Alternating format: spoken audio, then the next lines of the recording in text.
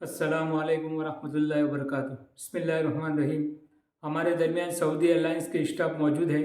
Saudi airlines से तशरीफ़ लाए हुए मेहमान वो हमें बताएंगे कि issue related to airlines, check in luggage और उसके अलावा वज़न क्या होना चाहिए। आने के वक्त जो हाजी गलती करते हैं कि कपड़े में जमजम या किसी और चीज़ में छुपा कर लाने की कोशिश करते हैं, उसमें क्या होता है, उसमें क्या नुकसानात है, बचना चाहिए। सऊदी अरब के जनाब की बात समाअत फरमाएं। अस्सलाम वालेकुम वरहमतुल्लाहि वबरकातुहू। मेरा नाम दानिश बिन याहिया है। मैं सऊदी एयरलाइंस में दिल्ली में ग्राउंड ऑपरेशन स्टाफ हूँ और अल्हम्दुलिल्लाह पिछले 20 साल से हज फ़्लाइट्स कवर कर रहा हूँ, इंडिया में भी और इंडिया के बाहर भी। सऊदीया में भी, मक्का में, मदीना में, जद्दा में हमने काम किया है। उसी हवाले से कुछ हाजियों को परेशानियाँ आती हैं शुरू से, जब से वो यहाँ से सफ़र उनका स्टार्ट होता है। सबसे पहली चीज़ तो ये है कि हाजियों की रिपोर्टिंग टाइम। एयरलाइंस के हिसाब से हाजी को 6 घंटे पहले एयरपोर्ट पे पहुंचना होता है।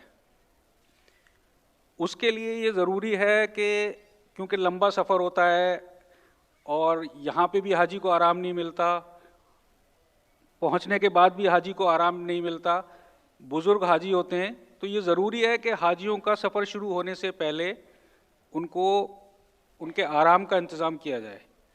होता क्या है, एयरपोर्ट पे पहुंचने के बाद इतना टाइम लगता है कि बहुत सारे हाजी जो पहले से अगर बीमार हैं या उनके साथ कोई तकलीफ़ है या उनको कोई परेशानी है, तो उनको घबराहट की प्रॉब्लम होती है, वोमिटिंग की प्रॉब्लम होती है। ये सारी चीज़ें हाजियों के साथ होती हैं। तो इसलिए अगर घर से चलने से पहले, एक रात पहले, एक दिन पहले हाजियों को आराम दिया जाए, वो हाजियों की सेहत के लिए भी और सफ़र के लिए भी, दोनों के लिए बहुत अच्छा होगा। अब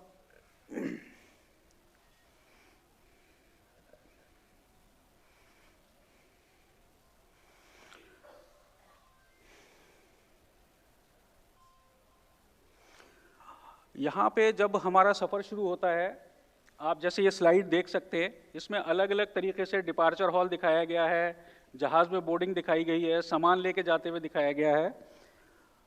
हाजियों का सफ़र जब शुरू होता है तो उनको 24 घंटे पहले एयरलाइंस दोनों साइड के बोर्डिंग पास दे देती है, आने का भी बोर्डिंग पास और यहाँ से जाने का भी बोर्डिंग पास।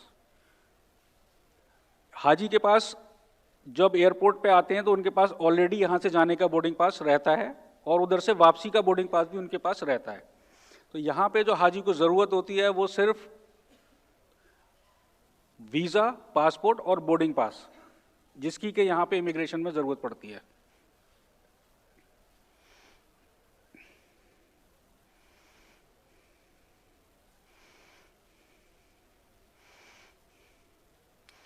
क्योंकि मैं दिल्ली इम्बार्केशन पॉइंट से हूँ, दिल्ली इम्बार्केशन पॉइंट में हाजियों की रिपोर्टिंग या तो हज मंजिल होती है या डायरेक्ट एयरपोर्ट पे आते हैं वो।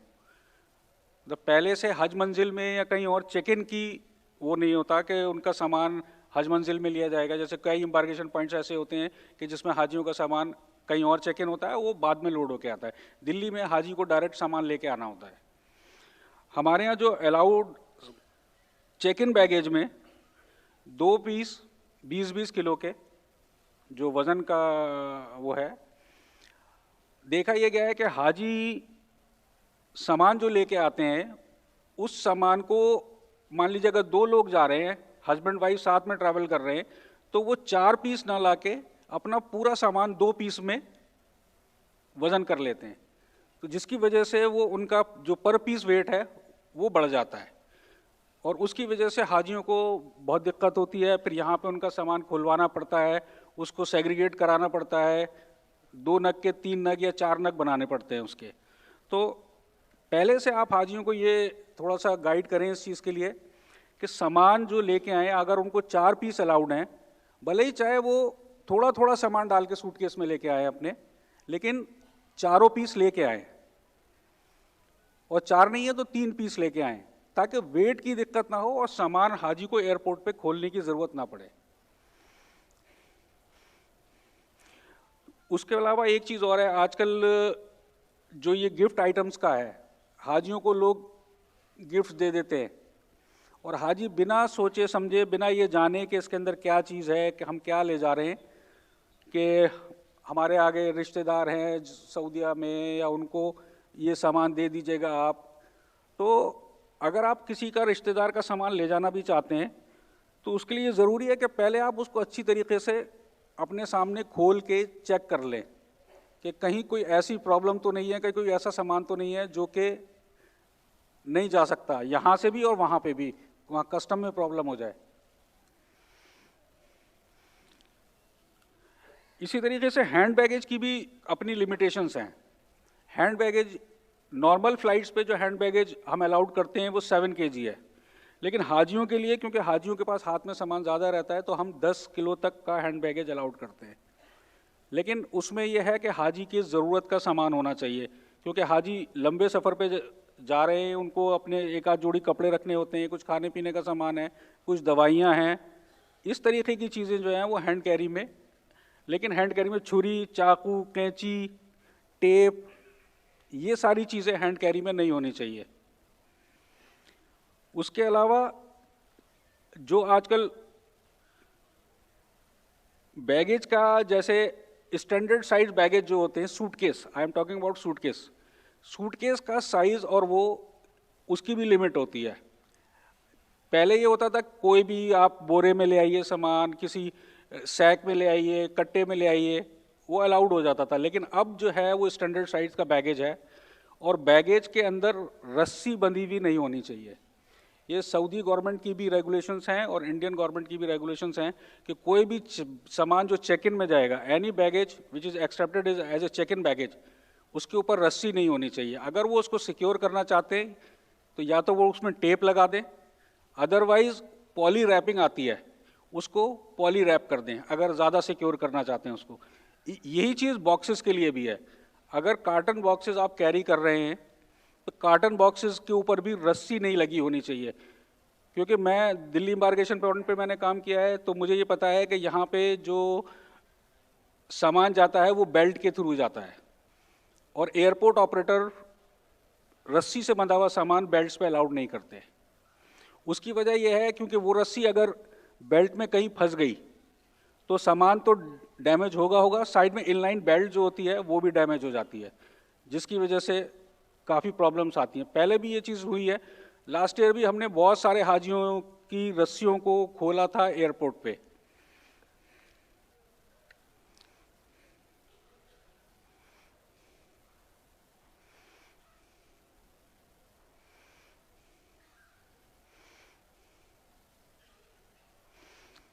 अच्छा, कुछ हाजी लोग जो हैं जो अपने साथ व्हील चेयर्स वगैरह कैरी करते हैं, तो एयरपोर्ट पे हम हर हाजी को जिसको भी ज़रूरत रहती है वो व्हील चेयर प्रोवाइड करते हैं। और जो उनकी अपनी अगर वो पर्सनल व्हील चेयर लेके जा रहे हैं तो वो व्हील चेयर भी थ्रू रैपिंग दी जाएगी। रैप होने के बाद ही वो बैगेज एक्सेप्ट किया जाता है, कि मतलब आपको प्रॉपरली जो है उसको रैपिंग करनी है। अगर वो प्रॉपरली रैप नहीं होगी व्हील चेयर तो उसको एयरपोर्ट पे एक्सेप्ट नहीं कर सकते। बैगेज के कुछ स्टैंडर्ड साइज़ हैं, जैसे आप इसमें देख सकते हैं, जैसे अब ये बाल्टी है, ट्रंक है, बोरा है, और आजकल एक नया बैगेज है जिसके अंदर एक सेंसर लगा हुआ होता है टू आइडेंटिफाई द बैगेज। अगर आपका बैगेज कहीं मिसप्लेस हो जाए या वो, तो वो उस सेंसर को चलाने के लिए उसके अंदर बैटरीज लगी हुई होती हैं सूटकेस में, वो सूटकेस भी अलाउड नहीं है।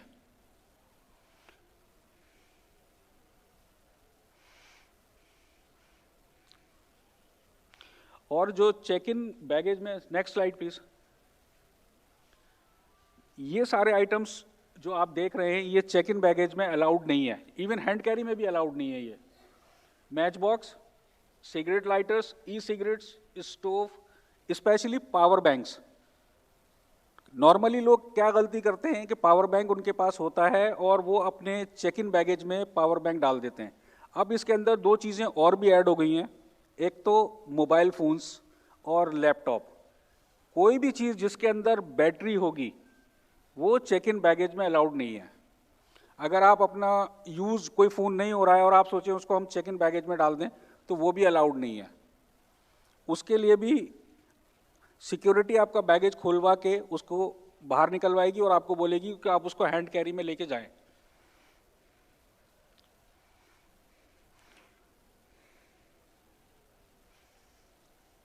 अच्छा, oil, food items like honey and tobacco product, लोग अपने इस्तेमाल के लिए गुटखा, तंबाकू, बीड़ी, सिगरेट, ये सारी चीज़ें बल्क क्वांटिटी में लेके जाते हैं, मतलब बहुत ज़्यादा क्वांटिटी में, जो परमिसेबल नहीं है।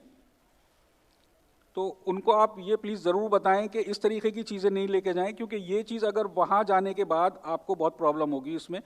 सऊदीया कस्टम्स इन चीज़ को अलाउड नहीं करता है, और अगर ये चीज़ें वहाँ रोकी जाती हैं तो उसमें कंट्री का भी नाम खराब होता है, एयरलाइंस का भी नाम खराब होता है उसमें, और हाजी को जो प्रॉब्लम होती है वो तो होती है। और ये चीज़ है आपकी दवाओं को लेके, बल्क क्वांटिटी में दवाएं अलाउड नहीं है। दवा सिर्फ उतनी ही अलाउड है जितनी आपकी ज़रूरत के लिए है। जो आपको ज़रूरी है, डॉक्टर ने आपको प्रिस्क्राइब करी हुई है दवा, उतनी ही दवा लेके जाएं। उस हिसाब से लेके जाएं कि आप 40 दिन आपको वहाँ रुकना है, आपको जहाज़ में या आपके सफ़र में जितनी दवा इस्तेमाल करनी है वो आप अपने हाथ में रखें, बाकी की दवा जो है वो चेक इन बैगेज में डालें।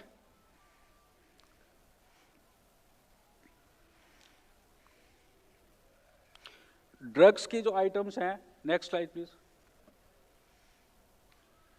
ये व्हील चेयर्स के लिए मैंने आपको ऑलरेडी इसका बता दिया। अच्छा, ये व्हील चेयर्स के अंदर एक चीज़ अभी और ऐड हुई है, बैटरी ऑपरेटेड व्हील चेयर्स। क्योंकि अब पिछले 1-2 साल से ये भी देखा गया है कि कुछ लोग अपनी बैटरी ऑपरेटेड व्हील चेयर लेके जाते हैं। तो बैटरी ऑपरेटेड व्हील चेयर ले जाने का प्रोसीजर ये है कि बैटरी अलग जाती है, व्हील चेयर अलग जाती है। तो अगर कोई हाजी आपसे ये सवाल करता है या वो पूछते हैं कि साहब बैटरी ऑपरेटेड व्हील चेयर है हमारे पास, हम उसको ले जा सकते हैं, तो आप उनको बोलिए कि बिल्कुल ले जा सकते हैं, लेकिन व्हील चेयर लेने से पहले, ख़रीदने से पहले, वो जहाँ से भी लेते हैं उस जगह ये बात ज़रूर बताएं कि हमें जहाज़ का सफ़र करना है, क्योंकि बैटरी ऑपरेटेड व्हील चेयर्स में जो बैटरीज लगी हुई होती हैं वो सारी बैटरीज जहाज़ में ले जाना अलाउड नहीं होता। उसमें कुछ बैटरीज ऐसी हैं जो जहाज़ में ले जाना अलाउड होता है। अगर आप उनको ये बात बताएंगे तो वो आपको फिर वही व्हील चेयर प्रोवाइड करवाएंगे जिसमें वो बैटरी है जो आप जहाज़ में ले जा सकते हैं। दूसरा, उस बैटरी को रिमूव करने के लिए स्क्रू ड्राइवर है या कोई वो रिंच वगैरह होता है, वो उसकी टूल किट जो होती है वो साथ में लेके ज़रूर चलें, क्योंकि हाजी नॉर्मली एयरपोर्ट पे व्हील चेयर लेके आ जाते हैं। अब उनको ये नहीं पता कि ये इसको बैटरी को इसको सेपरेट कैसे करना है इससे, उसके टर्मिनल्स कैसे खोलने हैं, उसके टर्मिनल्स को कैसे अलग करना है। तो अगर ये क्वेरी आपके लोगों के सामने आती है और कोई आपसे इस बारे में पूछता है तो उसको प्लीज़ ये गाइड ज़रूर करें कि बैटरी ऑपरेटेड व्हील चेयर के साथ आप अपने उसकी टूल किट लेके चलें।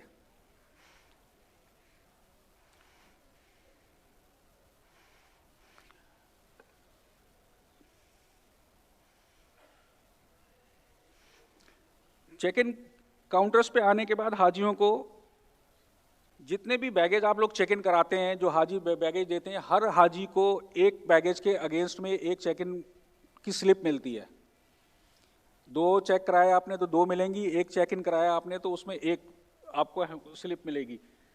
लेकिन हैंड बैगेज के लिए ऐसा कोई प्रोविज़न नहीं होता। हैंड बैगेज में कोई स्लिप वगैरह ऐसी नहीं होती है। वो हैंड बैगेज आप 10 किलो तक ले जा सकते हैं, जैसा मैंने अभी आपको पहले बताया।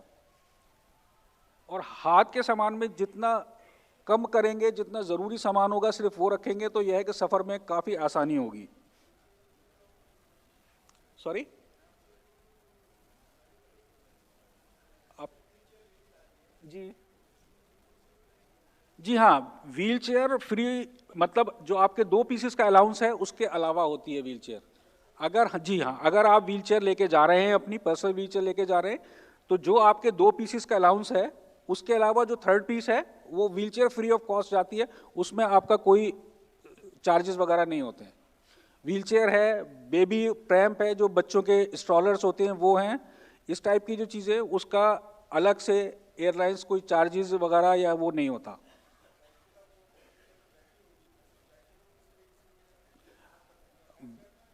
बैटरी हैंड बैगेज में जाती है जी। नहीं, बैटरी हैंड बैगेज में जाएगी तो हैंड बैगेज का तो वैसे भी कोई टैग नहीं होता। अगर जो आप हैंड बैगेज लेके जा रहे हैं उसका तो कोई टैग नहीं होता हैंड बैगेज का।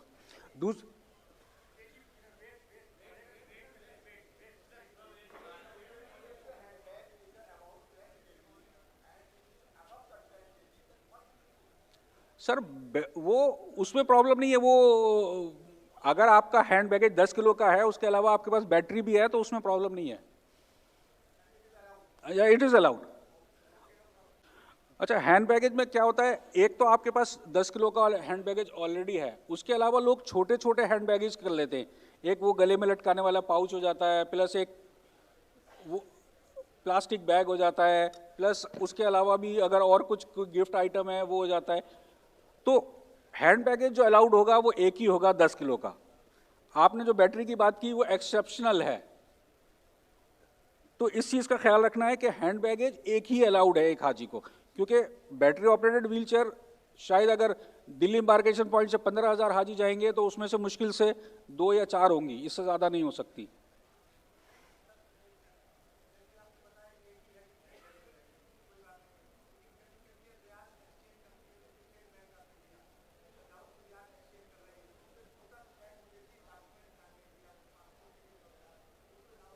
हाँ, डॉक्यूमेंट टांगने का जो डॉक्यूमेंट वाला पाउच है वो तो अलाउड होता है, उसमें कोई प्रॉब्लम नहीं है।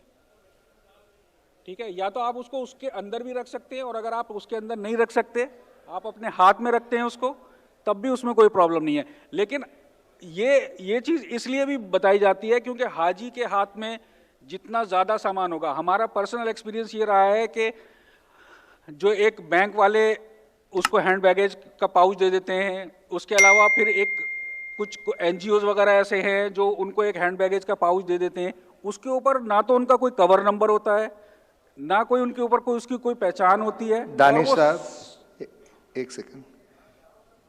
ट्रेनर हजरात से मेरी गुजारिश है, आपने जो भी पूछना है, आपकी जो भी क्वेरीज है, आप उसको कलम बंद करके रखिए, आप उसको नोट डाउन करके रखिए।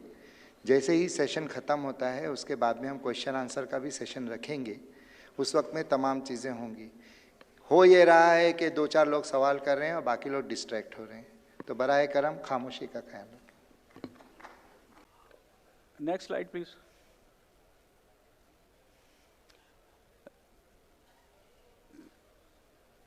वैल्यूएबल आइटम्स, ज्वेलरीज वगैरह जो है, और ड्रग्स, नशे की चीजें जो है वो बिल्कुल प्रोहिबिटेड है, ममनू है सऊदीया में। आप कोई भी ऐसी नशे की चीज, चाहे वो कुछ लोग दवाएं ले जाते हैं और बाकी चीजें ले जाते हैं, वो बिल्कुल ममनू है।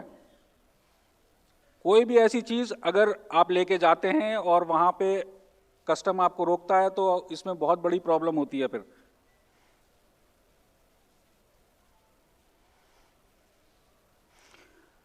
दिल्ली एम्बार्केशन पॉइंट पे हमारी लास्ट ईयर का जो एक्सपीरियंस रहा है, उसमें चेक इन होने के बाद सेपरेट काउंटर्स होते हैं इमिग्रेशन के, सेपरेट काउंटर्स होते हैं सिक्योरिटी के। सिक्योरिटी में जो चीज़ ले जा सकते हैं वो भी मैंने आपको बता दी, जो चीज़ नहीं ले जा सकते वो भी बता दी। सिर्फ उसमें यह ख्याल रखना है कि कोई भी शार्प चीज़, ब्लेड है, इवन अब जो सेलो टेप्स आते हैं वो भी अलाउड नहीं है हैंड कैरी में। प्लास्टिक रोल्स जो होते हैं, जो रैपिंग रोल्स होते हैं, वो भी अलाउड नहीं है हैंड कैरी में। हैंड कैरी में सिर्फ आपका ज़रूरत का सामान होना चाहिए। पानी भी 100 ml से ज़्यादा अलाउड नहीं है, लिक्विड आइटम कोई भी 100 ml से ज़्यादा अलाउड नहीं है। तो उसका ज़रा सा आप उनको ये समझाएं कि हाथ के सामान में कोशिश ये करें कि कम से कम चीज़ें हाथ के सामान में लेके जाएं।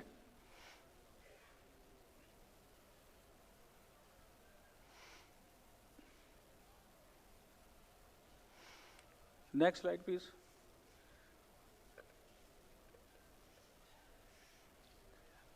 ये इमिग्रेशन होने के बाद, सिक्योरिटी होने के बाद हाजी जब अंदर जाते हैं तो वहाँ पे एक वेटिंग एरिया होता है जहाँ पे हाजियों को, अगर फ्लाइट जद्दा जा रही है तो एहराम बांधने के लिए, नमाज पढ़ने के लिए, उनके खाने के लिए, वज़ू का, सब चीज़ का इंतज़ाम रहता है। और अगर फ्लाइट मदीना जा रही है तो एहराम की ज़रूरत नहीं होती उसमें, वहाँ पे उनको खाने के लिए जो भी ब्रेकफास्ट का टाइम है तो ब्रेकफास्ट, लंच का टाइम है तो लंच और डिनर का टाइम है तो डिनर, वो सर्व किया जाता है। बॉक्सेस उसके उनको दिए जाते हैं, वहाँ पे बिठा के उनको, उसके बाद ही फिर बोर्डिंग होती है।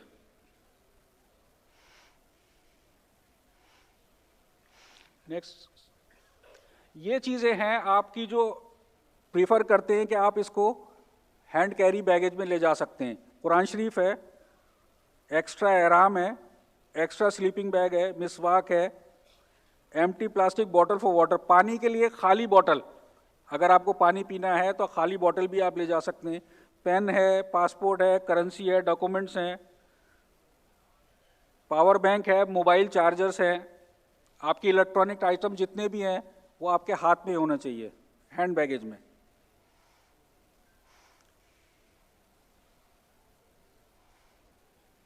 नेक्स्ट,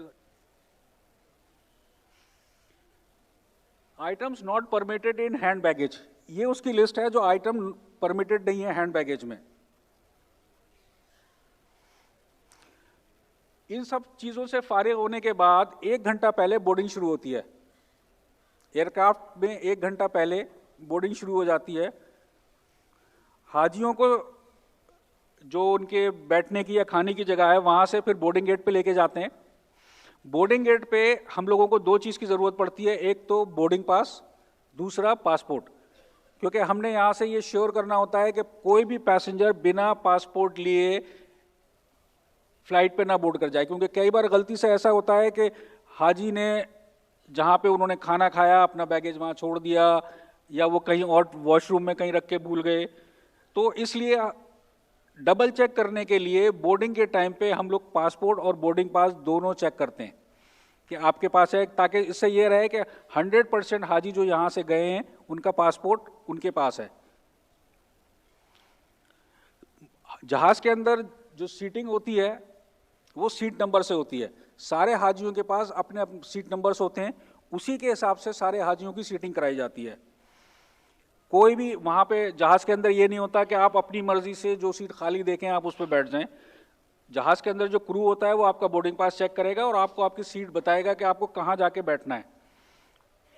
इसी तरीके से सीट बेल्ट्स लगाने का, ये चीज़ आप ये देख सकते हैं कि ये थोड़ा सा हाजियों को एजुकेट करना पड़ता है इसके लिए कि आपको सीट बेल्ट कैसे लगानी है और कैसे खोलनी है, कि दोनों पट्टों को किस तरीके से मिलाना है, उसको लॉक करना है और उसके बाद फिर उसको उतरते वक्त कैसे खोलना है। इसके नेक्स्ट स्लाइड, वॉशरूम यूज़ करने का तरीका। अभी मुझसे पहले जो जनाब बता रहे थे उन्होंने काफ़ी डिटेल में बताई ये बात कि वॉशरूम कैसे यूज़ करना है, लेकिन एयरलाइंस पॉइंट ऑफ व्यू से इम्पॉर्टेंट चीज़ ये है कि वॉशरूम में वुज़ू नहीं कर सकते, क्योंकि एयरक्राफ्ट में इतना पानी नहीं होता कि 300 हाजी उसके अंदर वुज़ू कर लें, और फिर जब आप वुज़ू करेंगे वो पानी नीचे गिरने के चांसेस होते हैं, बल्कि गिरता है नीचे पानी फ्लोर पे, और जहाज़ के अंदर फ्लोर के नीचे पूरे जहाज़ की वायरिंग होती है। सारे वायरिंग्स जितने भी सिस्टम्स काम कर रहे होते हैं उनकी सारी वायरिंग और वो सारी चीज़ें उसके नीचे होती हैं। तो ये बहुत चांसेस रहते हैं कि अगर इनकेस थोड़ा सा भी पानी, इवन के चंद ड्रॉप्स पानी भी उन वायरिंग्स तक पहुंच गया तो उससे बहुत बड़ा खतरा हो सकता है। दूसरा, उसके अंदर बैठने की भी इतनी जगह नहीं होती कि आप उसके अंदर बैठ के वुज़ू कर सकें, क्योंकि टॉयलेट सिर्फ जो है वो इस्तंजे का भी मतलब सही से आप इस्तंजा भी उसके अंदर नहीं कर सकते। तो हाजियों को ये एडवाइस करें कि जहाज़ में बोर्डिंग जब अनाउंस होती है तो आप अपने इन कामों से फारिग होकर वुज़ू कर लीजिए, टॉयलेट हो जाइए, उसके बाद ही फ़्लाइट बोर्ड करें, क्योंकि दिल्ली से जद्दा की या मदीना की फ़्लाइट जो है वो ऑलमोस्ट 5 साढ़े 5 घंटे की होती है।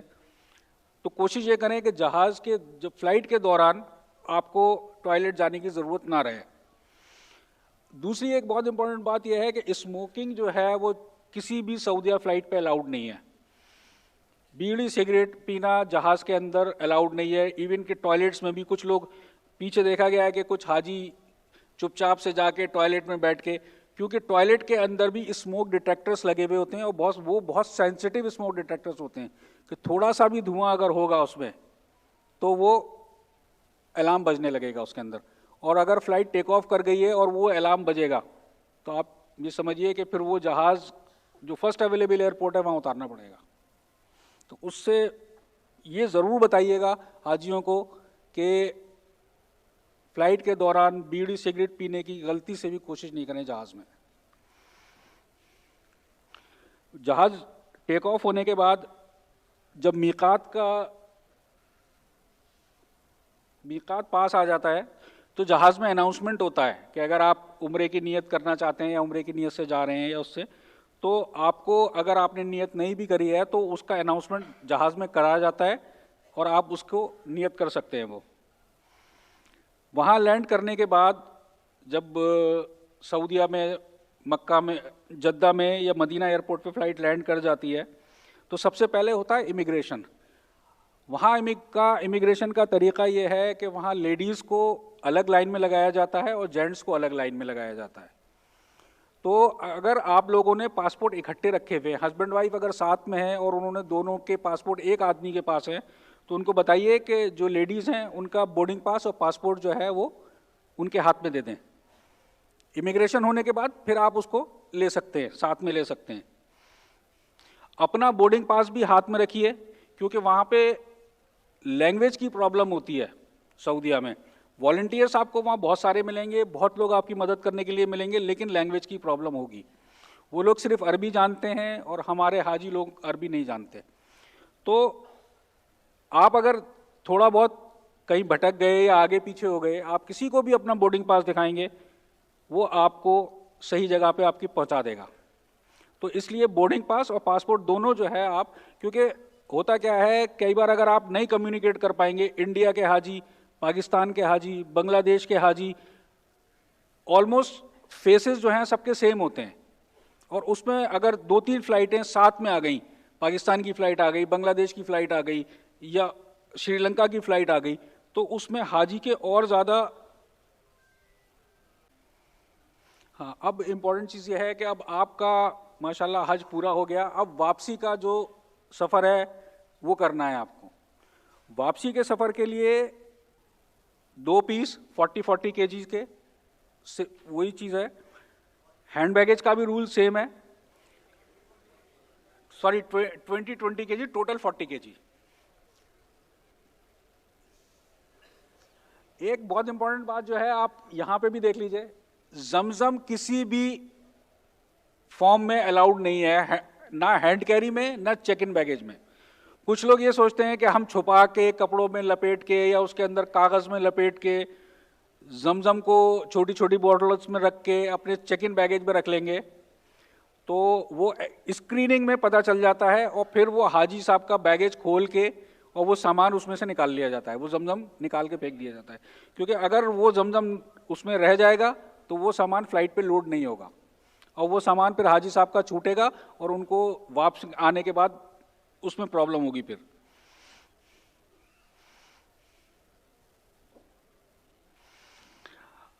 सामान जैसा कि सऊदीया में बिल्डिंग से कलेक्ट किया जाता है सामान, तो हर बिल्डिंग के ऊपर 48 आवर्स बिफोर डिपार्चर सारी बिल्डिंग्स में इंफॉर्मेशन दी जाती है,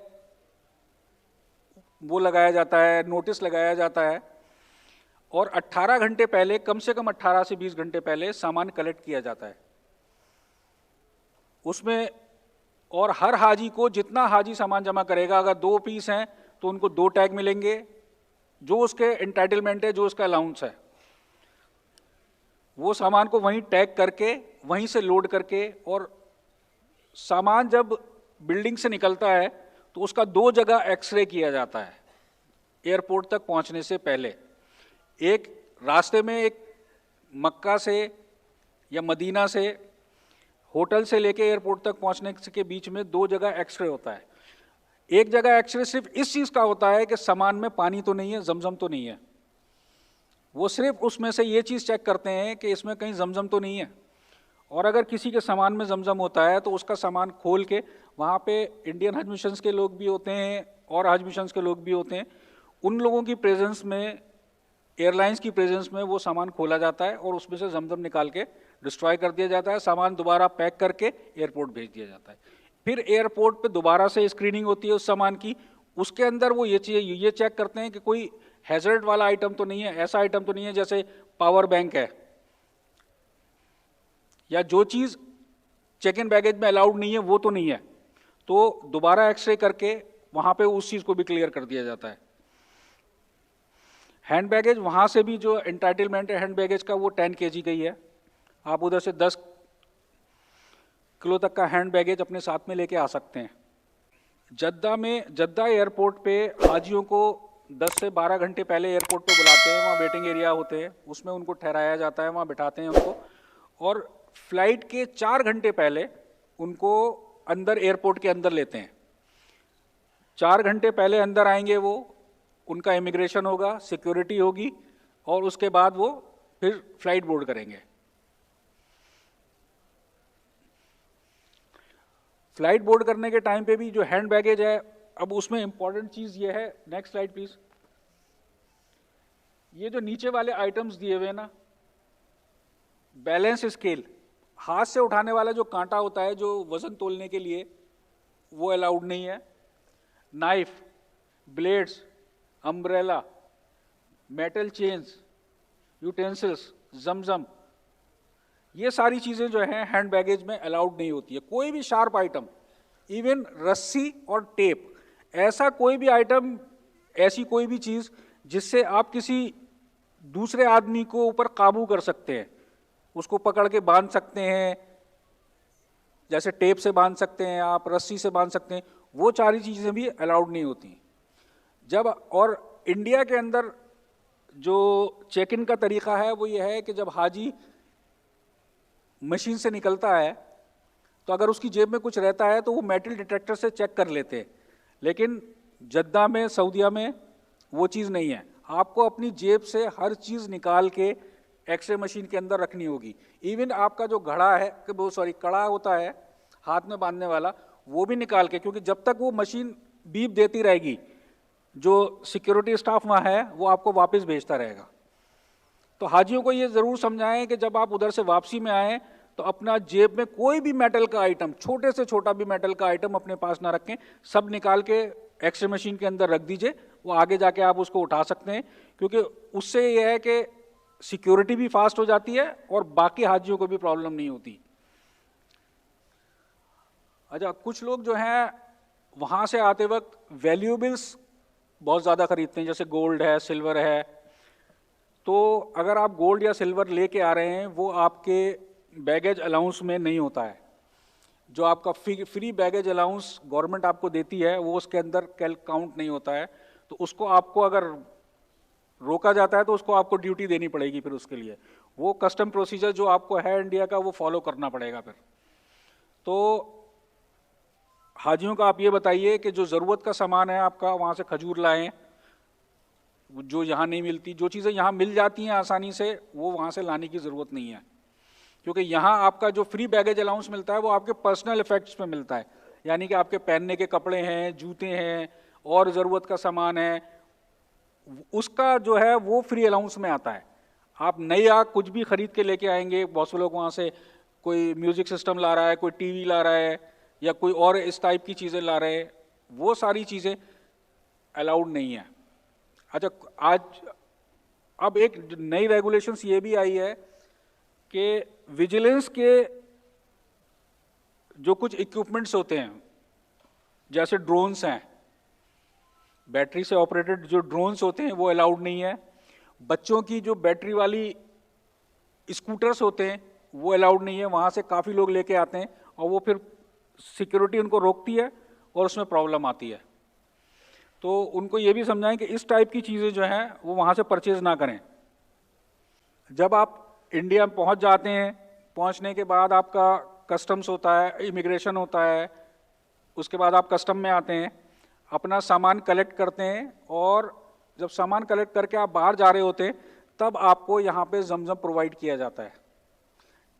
दिल्ली में जब हाजी बाहर निकलने लगता है तब हम उसको यहाँ पे जमजम देते हैं, फी हाजी 5 लीटर्स।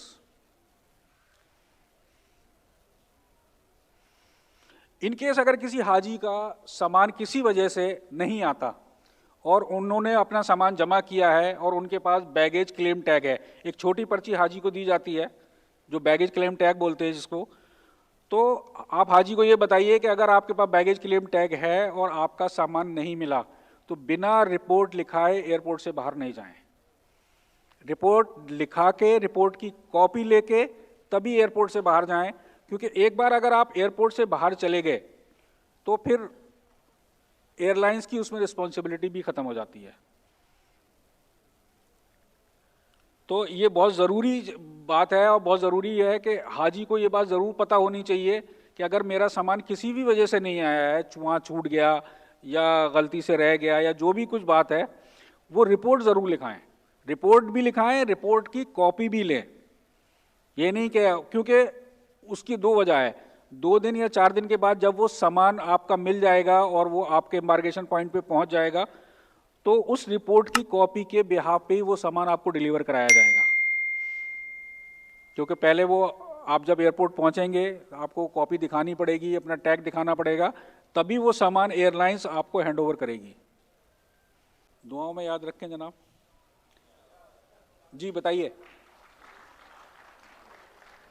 लब्बैक अल्लाहुम्मा लब्बैक लब्बैक ला शरीक लक लब्बैक इन्नल हम्द वन निअमत लक वल मुल्क ला शरीक लक।